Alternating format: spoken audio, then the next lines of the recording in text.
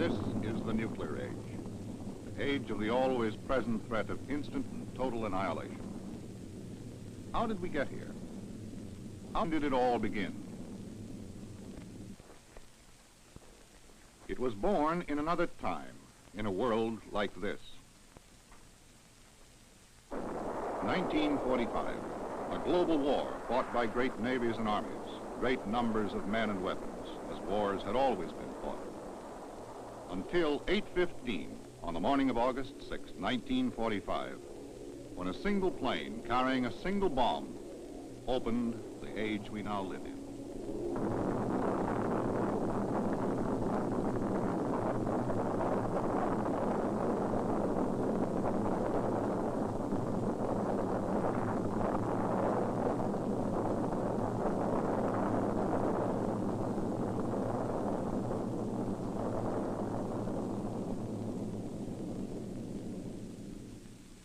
The decision to drop an atomic bomb on the city of Hiroshima was perhaps the most important decision of our time. The controversy it stirred has gone on with rising intensity ever since. How was the decision made? Why was it made? Could the instant destruction of Hiroshima of 70,000 Japanese men, women, and children have been avoided?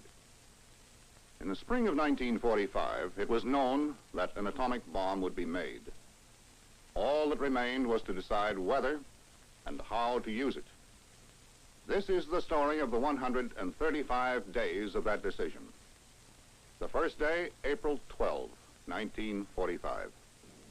We interrupt this program with a special bulletin. Our press association has announced that President Roosevelt is dead. The president died of a cerebral hemorrhage. All we know is that the president died in Warm Springs, Georgia. He has been president for 12 years, longer than any other man. He is the only president many have known. Now, on this April afternoon, with the United States at war around the world, he is suddenly gone. Now someone else must make the life and death decisions. The vice president is almost unknown.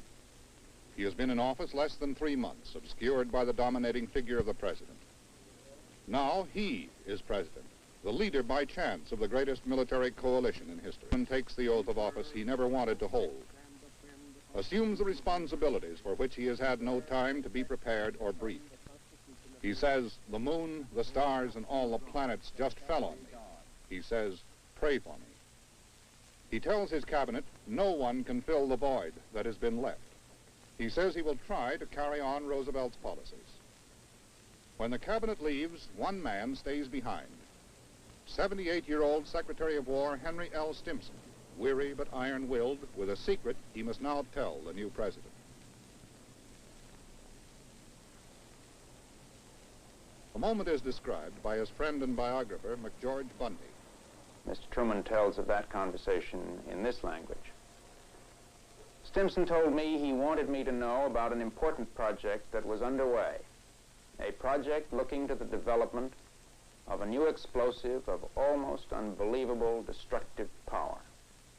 That was all he felt free to say, and his statement left me puzzled. It was the first information that had come to me about the atomic bomb, but he gave me no details. The Pentagon. The project to build the atomic bomb has been given the code name Manhattan District. It is being built under the direction of a recently promoted Brigadier General of the Corps of Engineers. His name is Lesley Grovs. He reports only to Army Chief of Staff George Marshall, Secretary of War Stimson, and the President. A few doors away, the future strategy of the war is being planned. Few of the planners have been told the secret of the bomb. On Capitol Hill, congressmen who have appropriated $2 billion for the Manhattan District do not know on what the money is being spent. In laboratories around the country, there are men who know the secret. The scientists are deeply worried by the implications of the force they are about to let loose on the world. As Harry Truman comes to speak for the first time to a joint session of Congress, he has much on his mind that takes priority over the atomic bomb. He is still forming his administration. He is still learning his job. Pressing problems around the world demand his attention. Foremost among these is the global war the United States is fighting. Our demand has been, and it remains, unconditional surrender. For the next 11 days, the President has no time to think about a secret weapon that may or may not work. On the other side of the world, in the Pacific, on the islands and coral atolls, the Japanese are resisting fanatically. The toll of United States dead and wounded on the beaches and in the jungles is rising.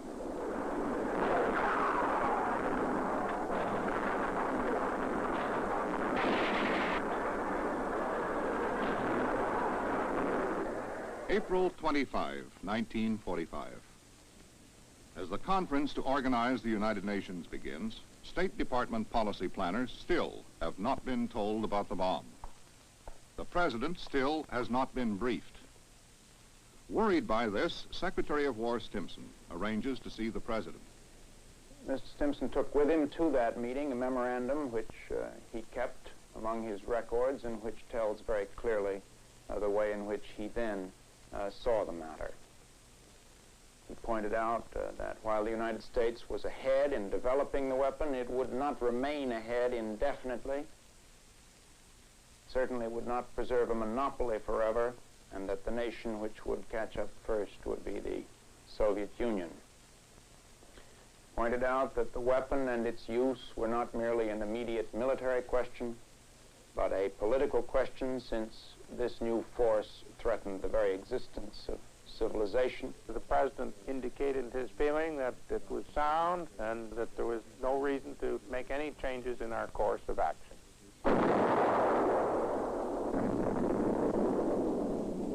As May begins, the Red Army is advancing street by street through the burning ruins of Berlin. The Nazis announce Hitler is dead. The war in Europe is ending. But even as the last bitter battle is being fought, the problems of post-war Europe, the war in the Pacific, now begin to occupy the minds of the political leaders. Stimson again meets in secret with the President. The Secretary recommended the establishment of a special committee called the Interim Committee to consider all aspects of the matter, and in particular the immediate and pressing question of the relation of this new weapon to the war against Japan. May 8. In Europe, after 4.5 years of war, 20 million dead, Germany surrenders unconditionally. Will the same bloody battles have to be repeated across the Japanese home islands? This is the question United States military planners must now answer. May 9, 1945. The war in Europe is over.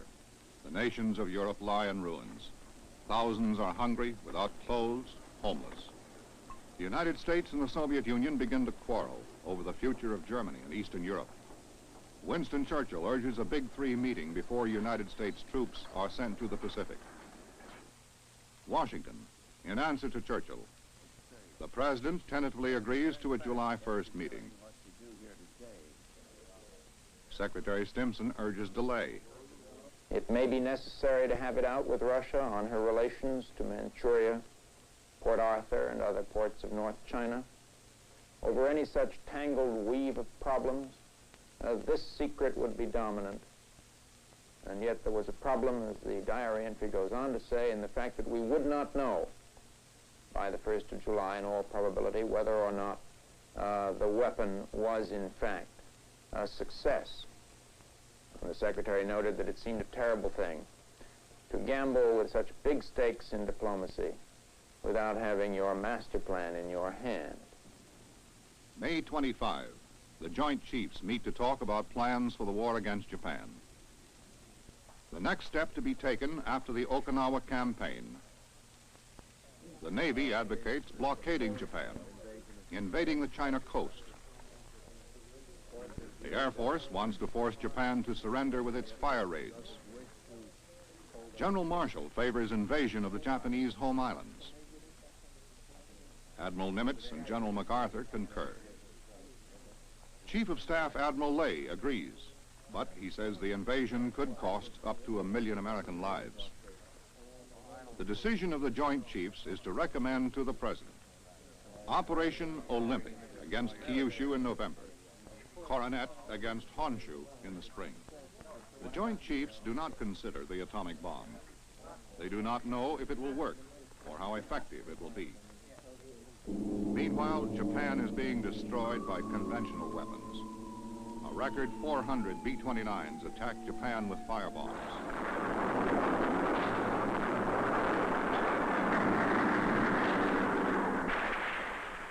The Japanese are being burned in their cities from one end of the homeland to the other.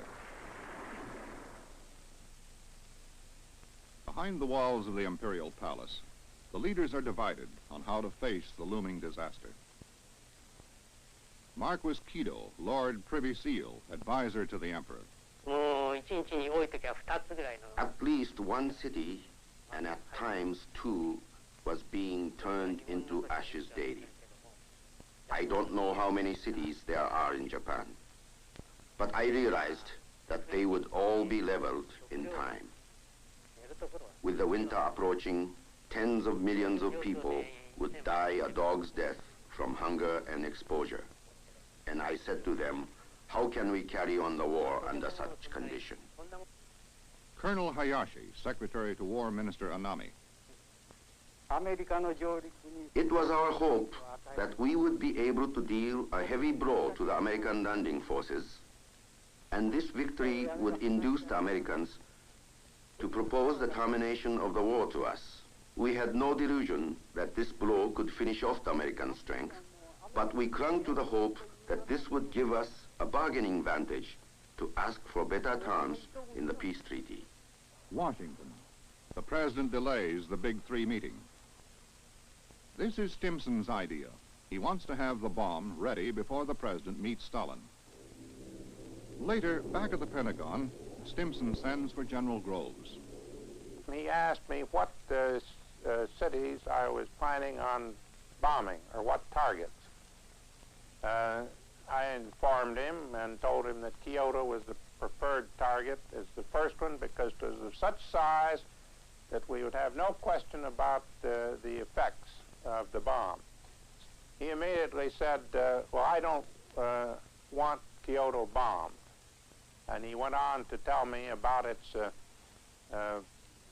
long history as the cultural center of Japan, a former ancient capital, and a great many reasons why he didn't want to see it bombed. Kyoto is removed from the target list. The second target on the list is Hiroshima. May 31. The headlines report the fire raids on Japan have left 1 million homeless.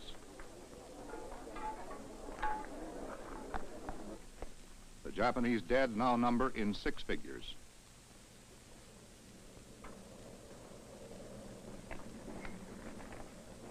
Air Force General LeMay says we are driving the Japanese back to the caves. In this atmosphere, the interim committee meets to recommend to the President how to use the atomic bomb. In this connection, General Marshall did say, as a kind of passing thought, I don't put it any higher than that perhaps it would be a good idea to invite the Soviet Union to send observers to the test at Alamogordo. This suggestion was not taken up by anyone else and was quickly passed by. Mr. Byrnes felt very strongly at this stage that we should not share any information with the Soviet Union, nor should we make any immediate overtures to them. The meeting continues behind closed doors. Other points are raised. And I believe that the horror of the war that was on and the horror of the war which military planners expected to continue for a long time was so very great that it was more or less taken for granted that if a new weapon could put an end to this agony, it should be so used. Any weapon that would bring an end to the war and save the lives, save 1 million casualties among American boys was justified. At lunchtime, Mr. Byrnes asked Dr. Lawrence to raise again the question that had been raised earlier simply in passing, namely that the weapon should not be used against the Japanese in the war, but that there should be a striking but harmless demonstration of this weapon in the hope that the Japanese might be persuaded to sue for peace. Coupled with this demonstration, of course, was the possibility that the weapon might have to be used subsequently if the Japanese were not sufficiently impressed. Remember, none of us had then ever seen a bomb go off. We had no idea as to what you could do, what sort of effect it would have. Someone finally said, unless this weapon is used with maximum impact, it may be very difficult for anyone to see much difference between it and the firebomb raids that were going on at that very time over Tokyo. June 1, the headlines say, B-29 fire raids burn 82 square miles of Japan. The divided Japanese leaders continue to argue about what to do, how to halt the slaughter. As this goes on, in Washington, the Interim Committee makes a unanimous recommendation to the President. Use the atomic bomb against Japan without warning. June 18, the main public event in Washington is a hero's welcome for General Dwight Eisenhower. As Eisenhower rides down Pennsylvania Avenue, at the White House, a decision is being made. Secretary Stimson and the Joint Chiefs meet with the President. They tell him there is no alternative to invading Japan. They estimate the war will end in the fall, 1946. The atomic bomb is mentioned, but it has not yet been tested. No one knows what it will do. A delay in the invasion plans is not considered. The President agrees. He has no alternative. He orders the Joint Chiefs to go ahead. Machinery for the first stage of the invasion begins to move. The invasion will be here. Kyushu, D-Day, November 1. In Japan, on a similar map, the same problem is being examined by Lieutenant General Arasue. Those of us in the second department, the G2, had to consider whether the American forces would try to land in the southern Kyushu or on the Kanto plains. Our conclusion was that if the Americans landed on southern Kyushu, our present forces alone would be sufficient to fight off the Americans. As the Interim Committee confirms its recommendation to use the atomic bomb on Japan, the battle for Okinawa ends. In 3 months, 98,000 Japanese have died. There have been 80,000 American casualties. On the atoll of Tinian, 1,000 plain B-29 fire raids are being prepared against Japan.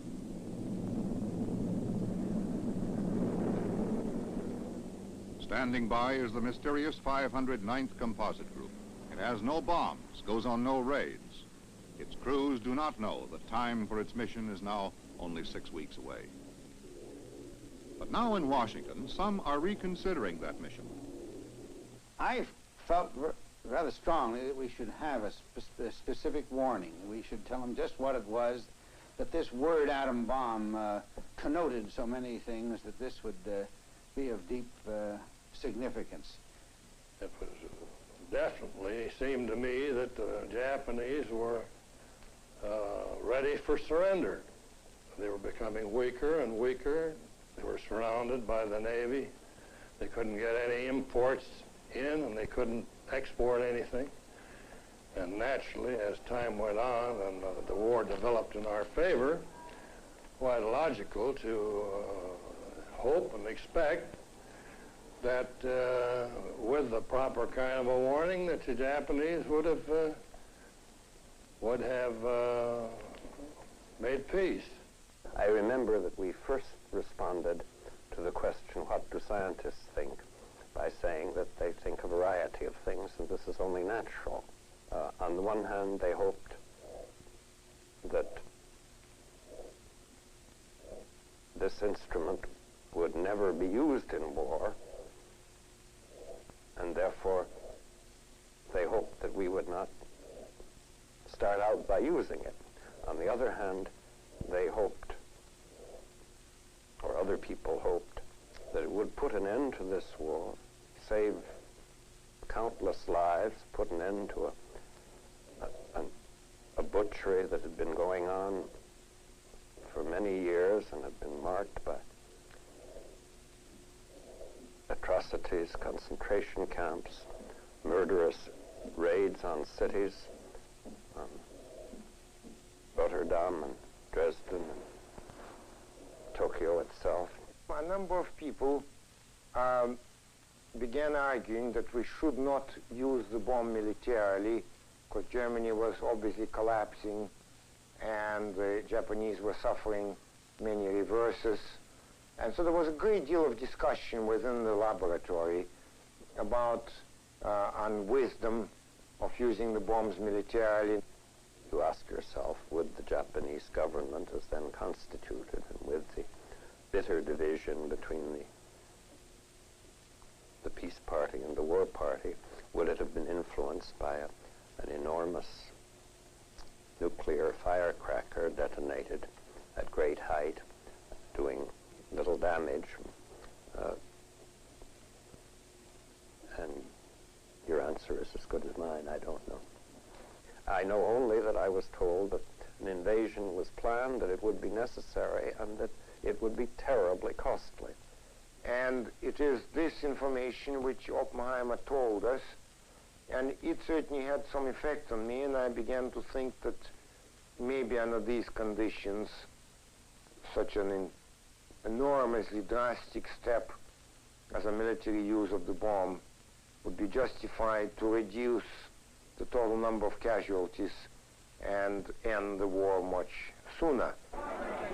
At sea, July 8th, on board the cruiser Augusta, en route to the Big Three meeting, the President now knows the bomb test is scheduled for July 15.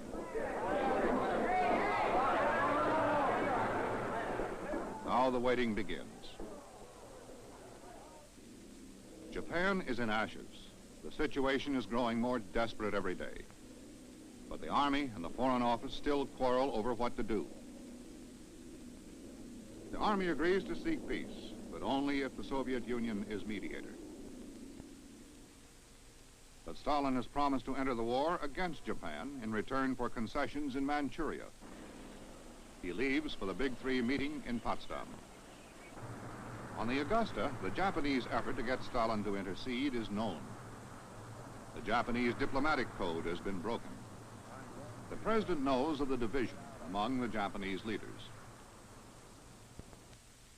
Alamogordo, New Mexico. At the bomb test site, the scientists are working under growing pressure.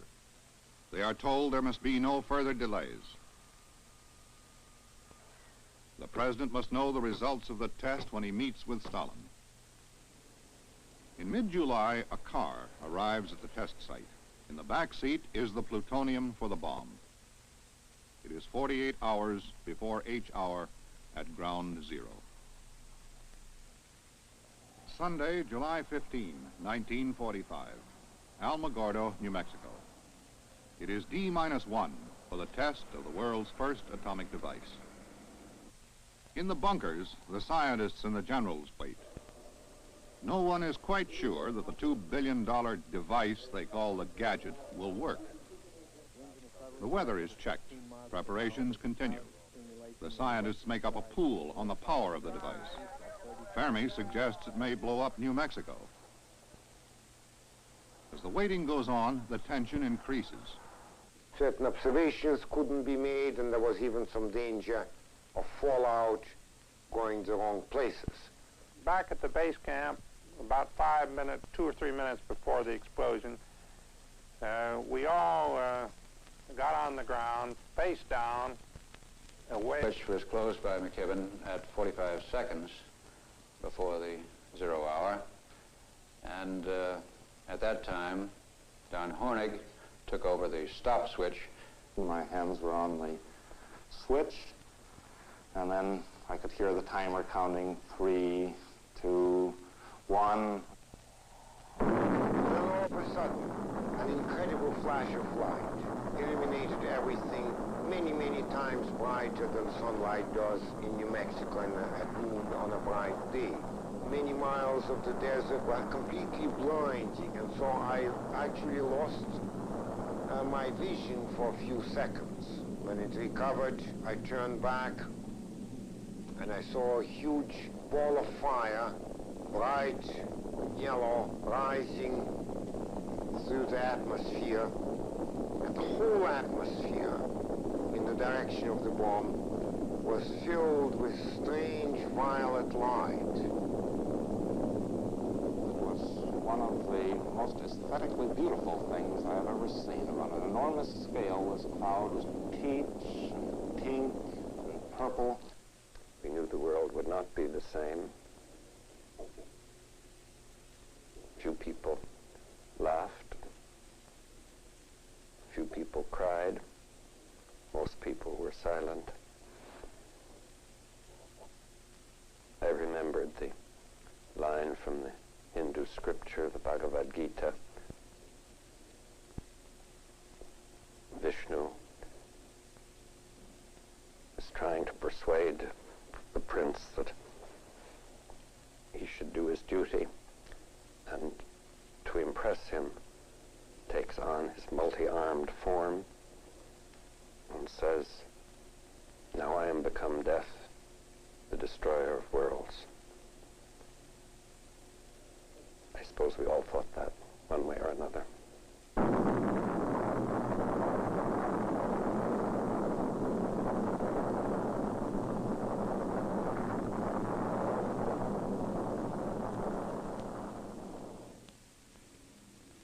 After the atomic test, the scientists find the desert at ground zero turned to glass. The Earth lowered 9 feet. General Groves' message to the American leaders meeting at Potsdam with Stalin and Churchill is sent in code. It was the news we had been expecting day after day, and it gave us a feeling of confidence to defend ourselves in the future, bring an end to the war desired by all men. We didn't have any celebration, but there isn't any question of the great relief that we had. At 5:10 on the afternoon of July 16, 1945, at the Sicilienhof Palace, the meeting of the Big Three begins. Stalin says the Russians will enter the war against Japan by August 8. He does not know, is not told about the new card the president now holds. In public, the Big Three are cordial. In private, friction increases. They bicker over the boundaries of Poland, over Eastern Europe, over Germany. The wartime alliance is breaking up. At Potsdam, in the moments before he must approve the final order, the president once again goes over the alternatives with his advisors. And it was important to bring about an end to the war, and if possible, to do that before Russia came into the war. It would have come out sooner or later in a congressional hearing, if nowhere else, just when we could have dropped the bomb if we didn't use it. And then, knowing American politics, you know as well as I do that there'd been elections fought on the basis that every mother whose son was killed after such and such a date, the blood is on the head of the president. The question was whether we wanted to save our people and Japanese as well and win the war, or whether we wanted to take a chance on being able to win the war by killing all our young men. Final decision would rest with him. It was an awesome responsibility for him. But he could see no alternative and agreed. 3 B-29s arrive at Tinian from the United States, bringing the last components of the bomb to the 509th. The 509th is now ready for its mission. Now at Potsdam, one final move. John McCloy, One of the great questions was what we were going to do about the Russians and the bomb, and whether we should notify Mr. Stalin about it. We finally made up our minds that we had to, being partners, but the question was what his attitude would be. And that afternoon, at the conclusion of the conference, President Truman walked around to Stalin with Chip Bolan, our interpreter, and he told him substantially this, that we want you to know, Generalissimo, that we have now developed what we call a secret weapon, which is of tremendous power, and which in a few days we hope to use in the war against Japan. Well, knowing what he was going to do, I watched intently Mr. Stalin's face. Pretty much said, well, that's fine, just we'll use it, and what's the next item on the agenda? It let everybody down terribly because we were so worked up emotionally over this thing. I have always been of the opinion that Stalin did not grasp the importance of the statement. Potsdam. One day after the bomb order goes out, an ultimatum is delivered to Japan. Despite the urgings of the State Department, it does not specifically tell the Japanese what they can expect if they surrender. Absolutely futile. There is still time, but little time, for the Japanese to save themselves from the destruction which threatens them. July 27, the ultimatum reaches Tokyo. In Japan, 1 million people have died in the fire raids. Food, fuel, clothing are running out. Isolated behind the palace walls, the leaders meet to consider the ultimatum. It does not tell them whether or not they will be allowed to keep their emperor if they do surrender. Once again, the leaders are deeply divided. July 29, the Japanese answer is, we will mokusatsu the ultimatum. Ignore it. Kill it with contempt. August 1. As he leaves the Big Three meeting, the president hears the Japanese answer, interprets it as a rejection, does not recall the bomb order. Thus, the decision which the future will endlessly debate is taken. The atomic bomb will be used against Japan. Tinian, August 5. The bad weather of the past 3 days has cleared. Final preparations for the dropping of the bomb are made. In Tokyo, the divided leaders still argue over how to bring the war to an end. On board the Augusta at sea, the president waits. And at 2:45, they roll down the runway, center runway of 3. On the 2 other runways were observing airplanes, B-29s, which were accompanying the strike plane.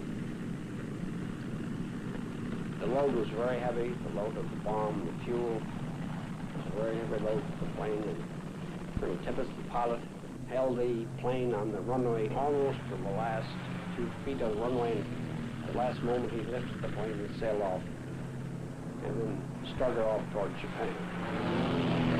And now I am become death, the destroyer of worlds.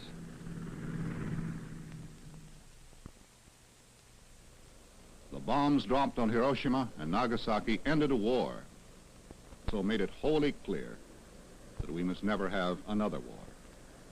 There is no other choice.